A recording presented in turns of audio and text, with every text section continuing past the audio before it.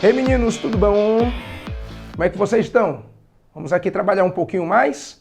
Trabalhar achando bom. Você não pode trabalhar no site desenrolado achando ruim, não. Você já está aqui para aprender, para entender e para passar. Esse assunto é desagradável, esse negócio de fazer prova, mas a gente tem que lembrar disso. São várias provas que você está envolvido, correto? É a prova da escola? É a prova do Enem? Aí você diz assim, poxa, isso é para que prova? Não, isso é para toda prova. Conhecimento é para todo momento. Então hoje, eu, André Rosa, vou passar esse conhecimento para você. Um conhecimento geral, importante, triste, mas por incrível que pareça, que você adora. Nós vamos falar da Grécia e vamos falar das guerras da Grécia. Você adora guerra, né? Incrível como isso é absurdo. Mas é assim mesmo. As guerras são elementos que surgiram na humanidade que discutem poder, autoridade e, é claro, vitalidade. Mas o pessoal adora. Por quê? Porque tem movimento, tem ação, tem distúrbio, tem transformação. E é exatamente isso que a gente vai começar a entender agora. Por que a Grécia também vai fazer episódios, ou vão desenvolver episódios de guerra? Porque, infelizmente, os povos antigos, e isso eu pego até mesmo do Oriente, eles notaram que a guerra são fatores de sobrevivência. Por exemplo, vou te dar uma dica.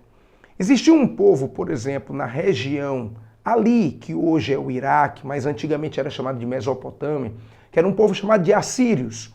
Como eles moravam na pior região da Mesopotâmia, então eles começaram a se militarizar e fazer muitas guerras para vencer outros povos e ficar com as suas fontes econômicas. Então, guerra gera dinheiro. Guerra gera poder. Então, olha só o que aconteceu. Os gregos fizeram uma guerra, que é chamada Guerra de Troia, por sinal apresentada até mesmo pelo livro do Homero. Região estratégica e que poderia, a partir do momento que os gregos dominassem, eles poderiam, é claro, ganhar mais dinheiro com isso. Desculpe a insensibilidade, mas esse negócio que é contado, que é relacionado ao roubo de uma mulher ou coisa parecida a isso não tem nada a ver. Os caras, independente se tem ou não um tipo de justificativa, eles iam começar a fazer essa guerra. Por quê? Porque isto aqui daria força e dinheiro para eles. Depois nós vamos falar das guerras médicas. Guerras médicas entre gregos e persas.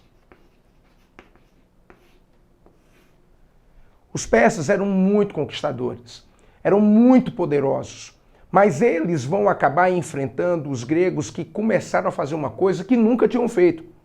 Os gregos, por viverem em cidades-estado, eles tinham seus isolamentos, mas a partir do momento que surgiu um inimigo em comum, eles se juntam para combater esse inimigo. Só que o que aconteceu? A vitória foi ótima. A guerra se estendeu por um certo período, mas eles acabam vencendo. Vencem futuramente Dario, o seu filho Xerxes, e acaba o Império Persa entrando em decadência por conta dessa derrota frente aos gregos. Só que os gregos começam a pensar numa coisa. Eles têm uma facilidade muito grande de ir para o estrangeiro, de sair naquele momento, de ir até mesmo ao além-mar. Tanto que você até mesmo viu no encontro anterior que eu disse, por exemplo, que a sociedade espartana era muito fechada por conta da militarização, enquanto a sociedade ateniense era muito aberta por comercializar. É claro, Atenas está numa península e com isso faz uma navegação bem mais fácil. Então eles pensaram, poxa, nós ganhamos dinheiro com essa abertura, mas ao mesmo tempo ficamos vulneráveis. Que tal fazermos ligas militares para nos defender? E foi feita, por exemplo, a Liga de Delos. Só que o que aconteceu? Eles acumulavam dinheiro para formar um exército permanente para se proteger daqueles inimigos, só que Atenas pegou esse dinheiro e com esse dinheiro ficou rica. Sabe aquele período clássico grego? Na verdade é um período clássico ateniense. Atenas ficou tão rica, que simplesmente parou de trabalhar para começar a pensar, para começar a crescer, para começar a se desenvolver, para investir em setores, por exemplo, até de jogos, crescimentos econômicos. Incrível! Só que alguém percebeu essa corrupção. E esse alguém foi o inimigo de Atenas. foi exatamente a cidade de Esparta. E a cidade de Esparta, quando denunciou Atenas, dizendo que Atenas fazia um ato corruptivo, também fez uma guerra. A Guerra do Peloponeso, que é a Guerra do Peloponeso é entre Esparta e Atenas. Vamos lá. Esparta militarizada, preparada por uma guerra o tempo inteiro.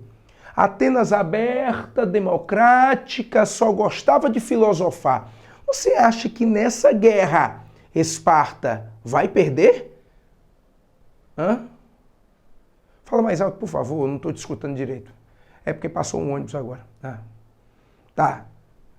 Legal. Esparta não perde, é isso mesmo. Esparta está preparado para a guerra. Esparta não perde. Esparta ganha. Mas sabe quem perde? A Grécia inteira. Porque como Esparta vive muito da militarização, ele não tem aquele costume de ser uma boa administradora. Aí o que é que vai acontecer, meninos? Com a decadência grega pela administração espartana, por não ser uma boa administradora, por ligar muito à área militar, a Grécia fica vulnerável ao ataque de uma outra região, a Macedônia. O desenvolvimento macedônico começou com Filipe II, que depois de morto, passará o poder a seu filho, com 19 anos de idade, mas um menino brilhante, chamado Alexandre, o Grande. E Alexandre, o Grande, que começa a governar, foi criado por um grande filósofo grego, um cidadão chamado de Aristóteles. Na verdade, Aristóteles não era bem grego mesmo, não. Mas tinha sido discípulo de Platão, que foi discípulo de Sócrates, que esses sim eram gregos. Então passaram a cultura verdadeiramente grega para ele, que passou essa cultura grega para Alexandre. A cultura grega era chamada de helênica, e quando essa cultura grega helênica foi passada para Alexandre, ele acabou, no caso, fazendo uma cultura só dele. Uma cultura que juntou o helênico com a cultura dos povos vencidos do Oriente, e essa cultura é chamada de helenismo. E aí a coisa se proliferou mais ainda. E o grego acabou virando realmente o aspecto mundial maior. Tanto que essa universalização é muito sintetizada nessa frase. Frase que eu vou ler agora para você, do grande pensador Crates. A frase é a seguinte: minha pátria não tem apenas uma torre, não tem apenas um teto. Minha cidade é o mundo inteiro, um lar onde todos podem viver. Isso é o grego, universal, em todos os sentidos, ninguém bate ele. E até hoje eu estou conversando, num novo milênio, falando da Grécia. Eu sou André Rosa e você é desenrolado e aprendeu mais uma vez. Até a próxima!